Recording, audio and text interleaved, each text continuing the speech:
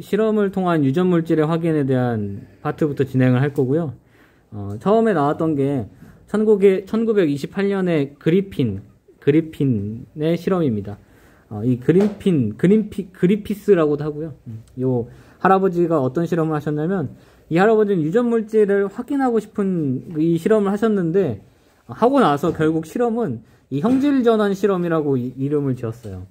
유전물질을 알게 된 실험이 아니고, 형질전환 실험이라고 이름이 지어져서 이 할아버지가 좀 개인적으로 서운했던 그런 실험입니다. 이 할아버지는 어떻게 실험하셨냐면 균류를 사용했습니다. 그래서 R형 균주하고요, R형균하고 S형균이 이렇게 있습니다. 이 R과 S는 우리 거친면 소포체하고 매끈면 소포체를 영어로 썼을 때 거친면은 러프라고 쓰고요, 그 매끈면은 스무스라고 해요. 이것도 똑같습니다. 이 R형 같은 경우는 이제 울퉁불퉁한 러프한 R형 균주고요, 부드러운 스무스한 S형 균주입니다. 근데 중요한 건 이게 아니고, 이 R형균 같은 경우에는 독성이 없다. 독성이 없어서 얘를 주입해도 쥐가 잘 삽니다. 근데 얘는 독성이 심하다. 그래서 죽습니다. 그래서 이걸 가지고 이제 R형균주를 쥐에 넣었더니 살았다. 살겠지. 약한 애니까. 그리고 S형균주를 쥐에 넣었더니 죽었다. 깨까닥. 되게 귀엽죠? 이런 거. 깨까닥 뒤집어졌다. 그 다음에 이제 열 처리를 해요. S형균주를 열 처리를 해서 죽여버렸습니다. S형균주를 죽였다. 그랬더니 쥐가 살았다. S형균주를 죽였으니까. 그래서 열 처리한 S형균주는 독성을 잃는구나. 그 얘기는 S형균주가 죽는구나. 그럼 그 얘기는 유전물질이나 그런 것들이 결국 열에 약하구나. 근데 우리가 이 시대에 제일 중요했던 건 뭐였냐면, 이 시대 때도 사람들이 약간의 지성이라는 게 있었기 때문에 우리 탄수화물, 단백질, 지질, 핵산 이 4개 중에 단백질 아니면 핵산이 유전물질일 것이다라고, 둘 중에 하나일 것이다라고 생각했어요. 그리고 사실은 그 중에 단백질을 더 유력한 후보로 봤었습니다. 그러니까 열 처리를 했던 거예요. 단백질이 열에 약하다라는 정보는 있었으니까. 왜냐면 우리 단백질의 1차 구조, 2차 구조, 3차 구조, 4차 구조를 배웠잖아요. 그게 아마 1900년대 초반 때 이제 그 사실을 알게 돼요. 그거 알고 나서 이제 이 할아버지가 이제 하게 된 거고요. 그래서 죽은 S형균주를 넣었더니 잘 살았고, 그리고 여기를 보시면 죽은 S형균주하고 살아있는 R형균주를 섞었습니다. 믹스해가지고요. 그 다음에 쥐에 넣었어요. 그러면은 S형균주를 죽였기 때문에 독성이 없고, 살아있는 R형균도 원래 독성이 없기 때문에 애가 살아야 되는데, 그래서 되게 소중한 우리 쥐돌이한테 줬던 거야. 근데 죽었어요. 충격적이죠? 그래서 애도하는 마음으로 이 쥐를 가지고 믹서기에 넣고 갈아버립니다. 사실 진짜 그렇게 해야 돼요. 파쇄한다 그래요. 파쇄가 결국 믹서기에 넣고 갈아버리는 거예요. 통째로 넣고 갈아버리는 건 아니고, 그냥 어떠한 일정 조직을 채집을 하죠. 폐렴이니까 그 폐조직이나 이런 부분을 해가지고 이제 갈겠죠. 통째로 넣고 갈아도 되는데 너무 많으니까 부산물이. 그러니까 귀찮잖아? 또 체에 걸르고 막 원심 분리 계속 해야 되고 몇 번 해야 되고 귀찮으니까 조직을 좀 떼가지고요, 갈아서 원심 분리를 해서 어떤 균이 살고 있는지 관찰을 해보니까 부드러운 스무스한 이 S형 균주가 나왔다는 거예요. 또 얘는 살아있는 거겠지. 나는 죽은 애를 넣어줬는데 살아있는 S형 균주가 나오네? 또 살아있는 S형 균주만 나오네? 이 얘기는 R형 균주가 사라졌어. 그럼 S형 균주가 잡아먹었나? 그럴 리는 없잖아. 그래서 그러면 이 죽은 애가 살아서 나올 수도 없는 얘기고, R형균이 S형균으로 바뀌었구나. 이런 걸 우리가 이제 형질이라고 하죠. 그래서 형질이 전환됐구나 라고 우리가 이름을 이렇게 붙입니다. 이 할아버지는 사실 유전물질의 확인을 하기 위해서 실험을 하셨던 건데, 근데 결론은 R형균이 S형균으로 바뀔 수가 있구나 로 끝납니다. 그래서 형질전환이 될 수 있구나 에서 끝나요. 그래서 형질전환을 일으키는 물질 이런 것까지는 모르십니다. 그래서 결론을 보면 형질 전환시킨 물질은 열에 안정한 물질이다. 요거밖에 없습니다. 사실은. 우리가 단백질이 변성되었으면 정보를 주면 안 됐었어요. 근데 단백질이 아닐 수 있겠구나. 까지밖에 모릅니다. 그러니까 사람들이 이제 여기서부터 의심이 드는 거예요. 우리 그 쿤의 과학혁명이라는 책 다들 뭐 필독까지는 아니더라도 많이 읽던데 그 과학혁명에서는 이런 걸 이제 위기라고 합니다. 기존에 갖고 있던 이런 패러다임이나 이론이나 이런 것들이 조금 이제 이 이론으로 설명되지 않는 현상들이 이렇게 나타나면 그럼 얘네들이 이제 조금씩 흔들려요. 이런 걸 이제 크라이시스라고 해요. 그러다가 이제 갑자기 혁명이 나타나게 되는 게 이제 다음 실험입니다. 그 다음 실험은 이제 에이버리의 실험이라고 해서 이 에이버리 뭐 맥커티 또 맥로든가 이렇게 세 분이 같이 공동 실험을 하셨는데 에이버리잖아요. A죠. 그 알파벳 순서로 제일 빨라서 이 할아버지가 맨 앞에 위치하게 됐습니다. 몰라. 난 그렇다 생각해. 그 에이버리 실험은 1944년이에요. 뭐 연도가 중요한 건 아니긴 한데 28년에 했던 실험을 44년에 돼서 다시 꺼내듭니다. 다시 꺼내들어서 실험했는데요. 이때는 에이버리가 생각하기로는 그러면 유전물질이 뭔지 알고 싶은데 이제 어떤 연구를 할 때 사전 실험 같은 거, 사전 연구 이런 거 찾아보잖아요. 그랬더니 그리피스 실험이 있는 거야. S형균주로 바뀌었네. 그럼 이때 여기서 형질전환 시킨 애가 뭔지 알면은 그러면 유전물질인 거 아닌가 얘가? 이렇게 생각하셨던 거죠. 그래서 그거를 이 균이 갖고 있는 모든 물질을 다 이렇게 분리를 합니다. 그럼 DNA, RNA, 단백질, 지질, 탄수화물 이렇게 분리를 해요. 이 분리를 할 때 우리가 얘 여기는 이만큼은 단백질 이렇게 원심 분리해도 원심 분리라는 게 결국 밀도차나 뭐 결국 무게로 하는 거예요. 그지? 원심력이니까 무게에 의해서 하는 건데 또는 뭐 등밀도 원심 구배 원심 분리기도 있어요. 그러면 내가 설정한 보통 이제 설탕이나 염화세슘 가지고 하는데 내가 설정한 밀도에 일치하는 애가 이렇게 거기에 위치를 하겠죠. 그래서 그거 가지고 해당 밀도를 구할 수도 있긴 한데 어쨌든 밀도차, 무게차야. 그래서 얘네들끼리 무게를 다 무게를 가지고 분리할 수가 없었던 거예요. 그래서 이 할아버지는 엄청난 아이디어인 분해하는 효소를 이제 사용합니다. DNA즈, RNA즈, 프로테아제,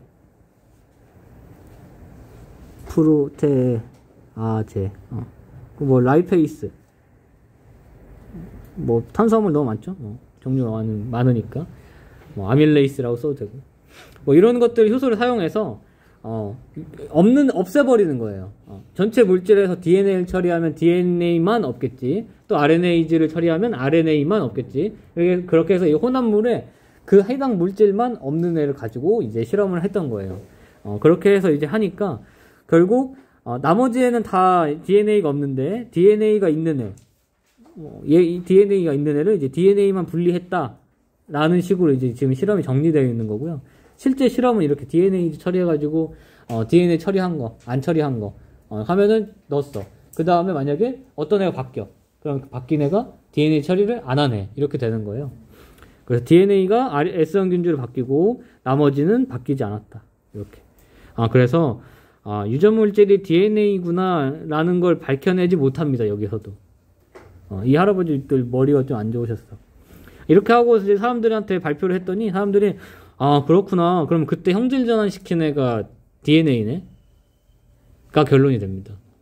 유전물질이 DNA가 아니고 형질전환 시킨 애가 DNA네. 유전물질이 형질전환 시키는 게 아닐 수도 있잖아? 이렇게 또 인정을 안 하게 돼요. 그러니까 계속 이제 기존에 갖고 있던 단백질이 유전물질이다라고 생각하는 과학자들이 워낙 많았고 그 당시 패러다임이 단백질이 유전물질이다 였기 때문에 그걸 깨기 위한 게 힘들었어요. 근데 마지막에 허쉬와 체이스 할아버지들 요건 진짜 중요해. 요건 노벨상 받았죠. 요걸로. 이 허쉬와 체이스 할아버지 실험으로 인해서 또 종결됩니다. 마치 이제 우리 자연 발생설과 생물 속생설의 종지부를 찍은 파스테르와 같습니다. 거의 그런 급의 실험이에요. 그 박테리오파지 증식에 대한 실험으로 이 실험에 대한 걸 보면 위에 보면 균을 사용했었어요 지금까지. 그러니까 형질 전환에 포커스가 맞춰지고 또 균은 단백질도 있고 탄수화물도 있고 너무 실험이 복잡해. 그래서 이때는 이제 바이러스를 가지고 하게 됩니다. 바이러스는 단백질하고 핵산으로만 되어 있기 때문에 아주 간단했어요. 왜냐면 지금 문제가 단백질이냐 핵산이냐가 문제였잖아. 유전물질이. 둘 중에 뭐냐가 문제였기 때문에 이 두 개를 갖고 있는 애 가지고 하고요. 그리고 얘 갖고 있는 이제 구성 원소를 가지고 합니다. 공통적으로 갖고 있는 원소가 이렇게 있고요. 단백질 같은 경우에는 황을 갖고 있고 핵산 같은 경우에는 인을 갖고 있다. 그러면 여기에 이제 자기방사법을 이용해서 여기에 표지하면 단백질을 추적할 수 있고 핵산을 추적할 수 있습니다. 그래서 요걸 이제 사용하셨고요. 만약 이게 다 생투에 있는 내용이에요. 그래서 생투에 만약에 생투는 중간고사 안 보지? 기말고사 범위에는 아마 들어갈 수도 있어요. 근데 뭐 어렵게 내실까? 과연? 쉽긴 한데 다 A면 좋으니까. 근데 만약에 내신에서 나오게 되면 이제 32P냐 35S냐 이런 것도 이제 물어봅니다. 모의고사 같은 데에서도 2점짜리 문제에서 가끔 나와요.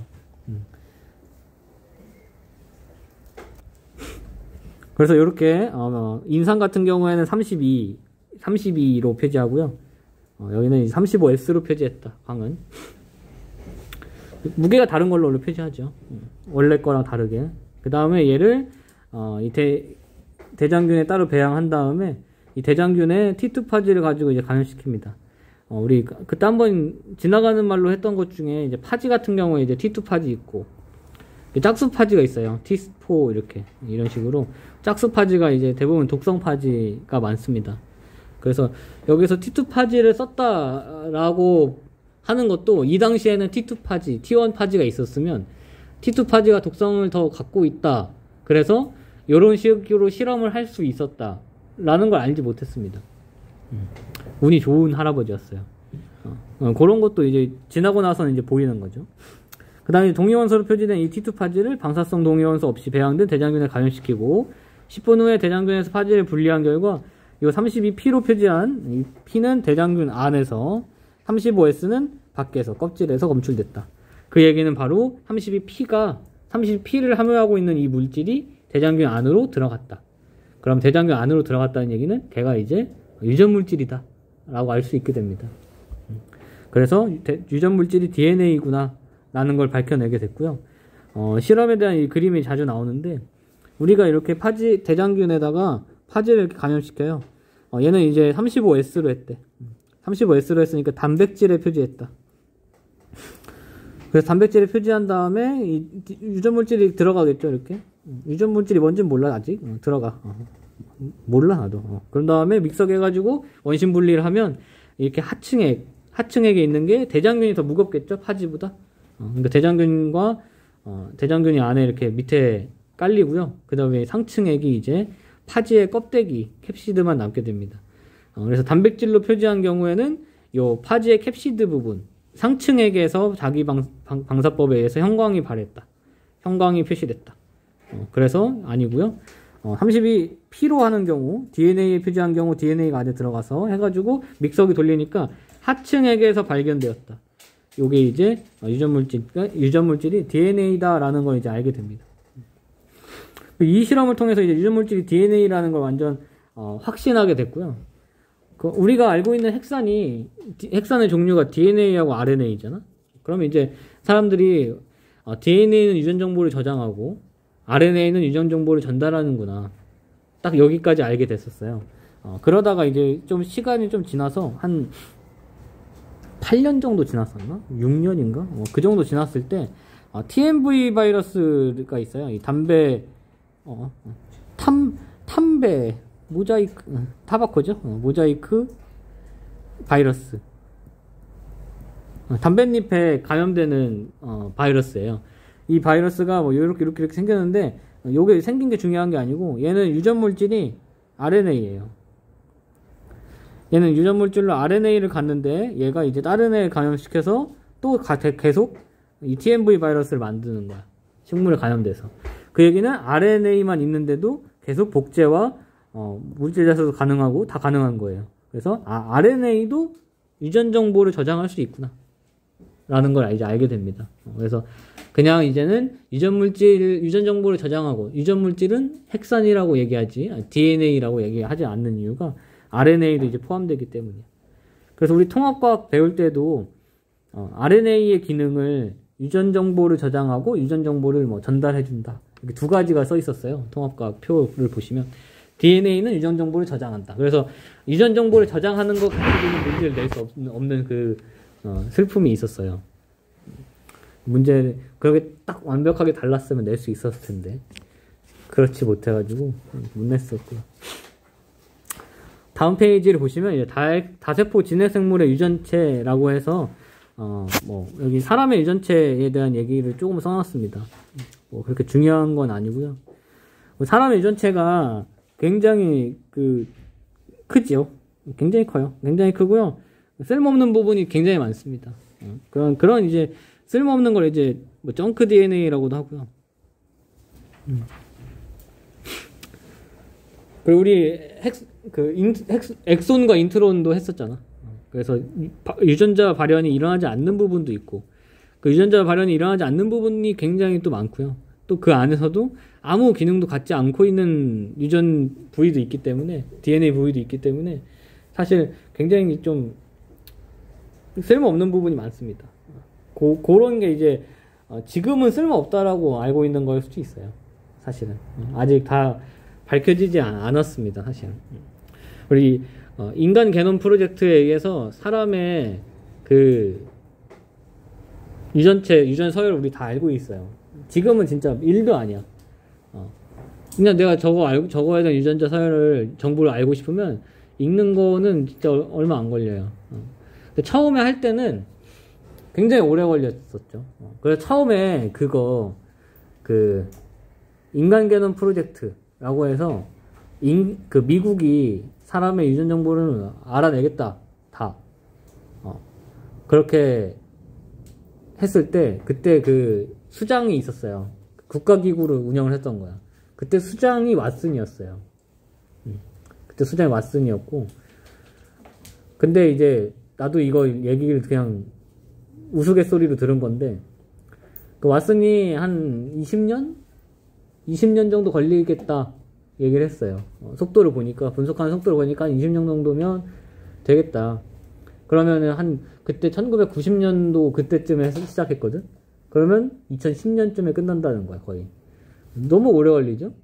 그래서, 근데 다들, 와, 드디어 알 수 있겠구나, 이제 먼 미래에, 이렇게, 이렇게 설레고 있었죠? 근데 어떤 미친놈이 누군지 모르겠는데, 말 안 해줬어.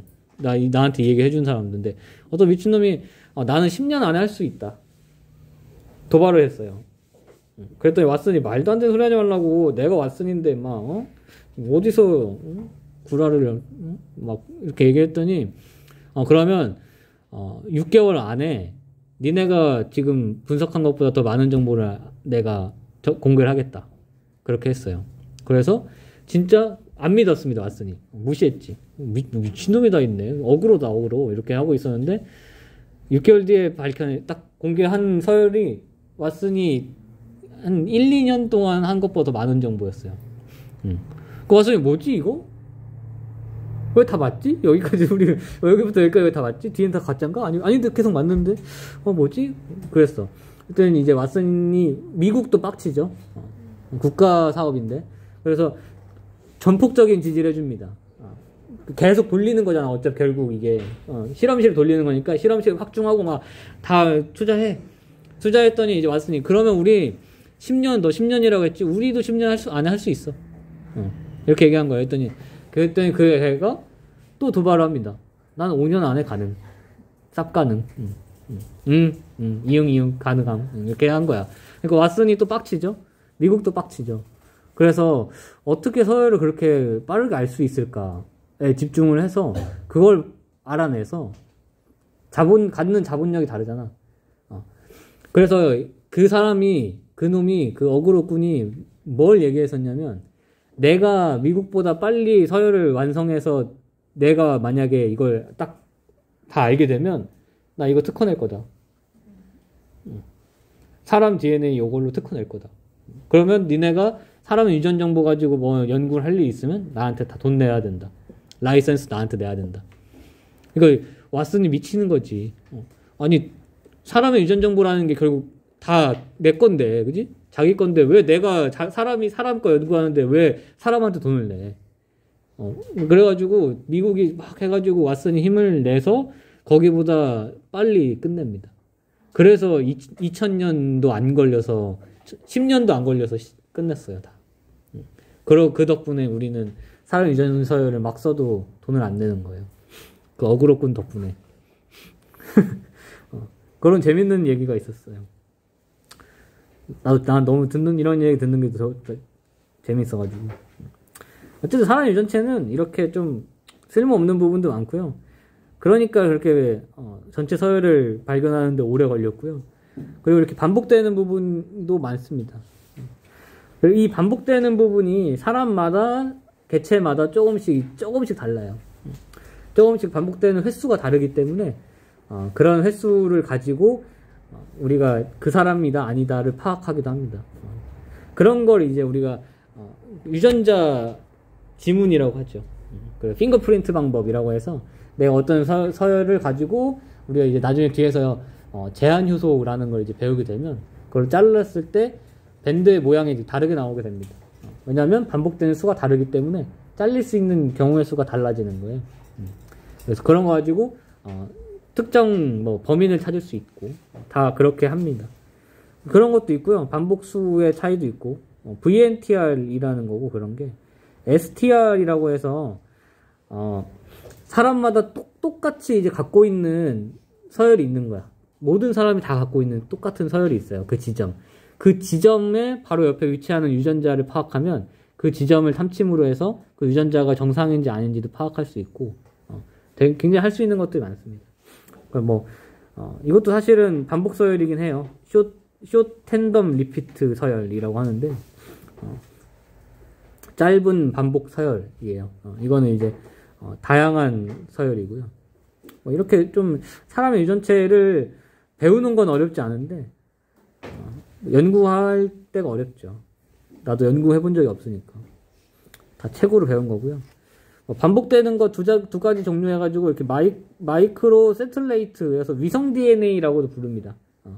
위성 DNA 같은 경우에는 매우 짧고 직렬로 반복되는 서열, 이런 게 이제 얘기했던 이런 STR 같은 서열이고요. 또는 이렇게 반복 단위가 하면서 이렇게 해가지고 이런 전위인자가 있을 수 있습니다. 이런 서열들이 이동할 수도 있어요. 유전자가 이렇게 뛰어다닐 수도 있어요. 그게 이제 그때 얘기했던 그 할머니 얘기. 노벨상을 받기 위해 100살 넘게 사셨던 그 할머니의 이 이야기. 그 할머니는 사실 전 2인자긴 한데요. 근데 트랜스포저를 하면은 이동할 수 있는 이라는 뜻이잖아요. 그래서 이동할 수 있는 DNA가 있습니다. 그 할머니 옥수수 했다고 했잖아. 옥수수 할머니예요. 옥수수 밭이 엄청 많은 할머니야. 분홍의 할머니예요. 분홍. 지금 세대였으면 이제 엄청난 갑부였을 텐데 그 직불금 토지 직불금만 해도 돈이 어마어마하셨을 텐데. 그 다음에 이제 핵산의 구조입니다. 요거 이제 처음 보는 사람들이 많겠죠. 이건 우리 핵산을 했을 때 통합과학에 썼던 내용의 이제 연결이에요. 아데닌, 구아닌, 사이토신, 타이민, 유라실 이렇게 이제 종류가 5종류가 있었는데요. 근데 사실은 이제 염기의 이 서열을 보면 구조를 보면 이렇게 이제 아데닌 같은 경우에 고리 구조가 이렇게 2개고 구아닌도 고리 구조가 이렇게 2개예요. 그래서 이렇게 고리 구조가 2개 있는 애를 퓨린이라고 합니다. 퓨린. 이유가 없어. 이건 왜 이름을 이렇게 줬는지 모르겠어요. 퓨린이라고 하고요. 그냥 약자로 쓸 때 이렇게 퓨 이렇게 쓰면 더 편하겠다. 이렇게. 그냥 앞에 2개 따서 많이 쓰더라고요. 퓨린 이렇게. 그리고 사이토신, 타이민, 유라실 같은 경우에는 고리 구조가 하나야. 이런 걸 이제 피리미딘이라고 이름을 붙였습니다. 이렇게. 그래서 아데닌 같은 경우에는 타이민하고 상부적인 염기쌍을 형성하고, 구아닌 같은 경우에는 사이토신하고 상부적인 염기쌍을 형성할 때 결국 퓨린 계열과 피리미딘 계열이 상부적으로 결합을 하는 겁니다. 그래서 얘는 고리 구조가 두 개고 얘는 하나고, 얘도 고리 구조가 두 개고 하나고, 그래서 이중나선의 최종 요 너비가 일정하다 이런 거였어요. 여기 이제 DNA 구조를 얘기할 때 아마 생투에서는 이 DNA 구조 설명하는 거부터 할 거예요. 그때 요걸 이제 알아야 됩니다. 피리미딘과 퓨린. 그래서 피리미딘에는 이 타이민, 사이토신, 유라실이 있고, 퓨린에는 아데닌, 구아닌이 있다. 요 정도는 이제 우리 알아야 될 것 같고요. 그 다음에 이제 핵산, 뉴클레오타이드 얘기하는 거니까 염기했으면 그 다음 당이죠. 당. 우리가 DNA는 데옥시리보스고 RNA는 리보스다라는 거 이제 이미 고등학교 1학년 때 했어요. 근데 지금 여기서 이제 2번에서 데옥시다라는 걸 알았으면 좋겠습니다. 2번이 데옥시다. 이 2번이 데옥시다라는 게 중요한 이유가 나중에 3번이 데옥시인 게 나와요. 그러면 이제 또 그게 다른 의미를 갖습니다. 그럼 그거는 디데옥시가 됩니다. 디데옥시. 나중에 이제 나오게 돼요. 2번에 OH기가 원래 있어야 되는데 리보스는, 근데 데옥시 리보스는 2번에 OH기가 없다. 이렇게 이제 차이를 볼 수 있습니다. 그 다음에 이제 다음 장을 넘기시면 참고 자료예요, 이건. 우리가 ATP 할 때 아데노신 트리포스페이트 이렇게 나오잖아요. 그 아데노신이에요. 그 아데노신인데 얘는 2번에 OH가 없죠, 지금? 없어서 데옥시가 붙습니다. 우리가 아데노신이라고 했었던 게 뭐냐면 요 당하고 염기를 합쳐서 아데노신이라 했고, 이제 여기에 이제 인산이 붙으면 AMP냐 ADP냐 ATP냐 이렇게 나눴었던 거예요. 그래서 딱 요 아데노신이고요. 그러면 아데노신이 있으면 구아노신도 있을 수 있고 티미딘도 있을 수 있고 시티딘도 있을 수 있다, 이렇게.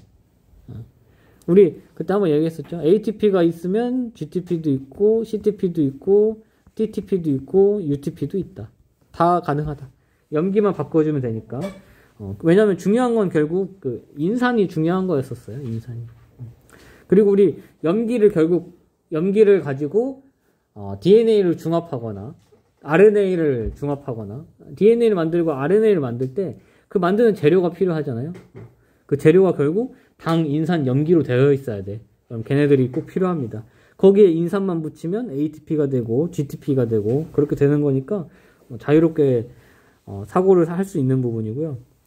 그리고 이제 ADP 같은 거 얘기할 때 이렇게 이제 왼쪽에 있는 것처럼 데옥시 뉴클레오시드 2인산, 데옥시 뉴클레오시드 3인산 이렇게 얘기하고 싶었던 거야.